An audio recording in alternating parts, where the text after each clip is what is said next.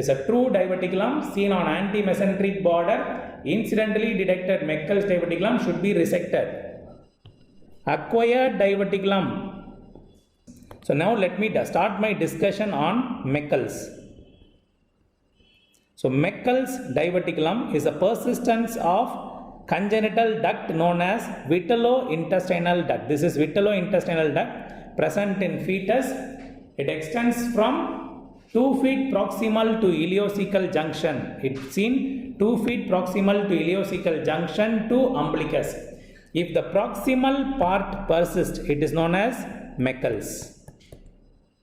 If the distal part persists, what is it known as? The distal part alone persists. It's an embryology MCQ. Persistence of proximal part is Meckel's. Persistence of distal part is known as Raspberry tumor. Raspberry tumor or umbilical adenoma. It's known as Raspberry tumor or umbilical adenoma. Please don't forget this point. And please don't forget Meckel's diverticulum follows rule of 2. What is rule of 2? It is present in 2% individuals. It is 2 inch in length. It is present 2 feet proximal to ileocecal junction. 2 feet proximal to ileocecal junction. So these are the points. Rule of 2. It is present 2 feet proximal to ileocecal junction. It is present in 2% individual and it is 2 inch in length. These are the points you should not forget. But this rule of 2 is for adults. It is not for children. In children it is not 2 inch in length, or in children it is not 2 feet proximal. So please remember, rule of 2 varies with age. This rule of 2 is in an adult patient. Okay. And please don't forget there is a ectopic mucosa seen in the adjacent ileum like this. So what is the most common ectopic mucosa? The most common ectopic mucosa is gastric mucosa. Second common is pancreatic mucosa. So the most common ectopic mucosa is gastric mucosa. Second common is pancreatic mucosa. And we can also see colonic mucosa or Brunner's glands are also seen in adjacent ileum. So please remember, as I am drawing, it is not seen inside the Meckel's, it is seen in the adjacent ileum. And this ectopic mucosa is present in children. It is present in children and disappear in adults. Since they are present in children, the most common presentation in children is what? The ectopic gastric mucosa gets peptic ulceration and they go for bleeding. The most common presentation in children is bleeding.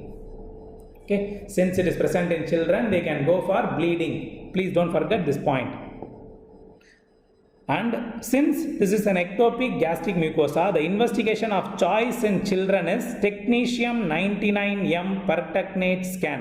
What is advantage? This scan has a capacity to pick up the gastric mucosa. So technetium 99M pertechnate scan is used in children, and this technetium 99M pertechnate scan sensitivity can be increased by cimetidine or with glucagon. So when you give cimetidine or glucagon, the contrast is more coming into the diverticulum, coming into the ectopic mucosa, and you can see more prominently. So the sensitivity of technetium scan is increased by cimetidine and glucagon. Whereas when you come to adults, there is no ectopic mucosa. Ectopic mucosa is absent in adults. As age advances, ectopic mucosa decreases. So in adults, the most common presentation is obstruction. Please remember, obstruction, not bleeding. And similarly, for adults, investigation of choice is enteroclysis. We use a special investigation, enteroclysis. Okay, so we cannot use technetium scan in adults. So therefore, we use enteroclysis in adults. So you can see, similarly, the treatment also is based on this ectopic mucosa. In children, we cannot do this operation known as wedge resection operation. This is known as wedge resection operation, which we do in adults. So adults we can treat by wedge resection.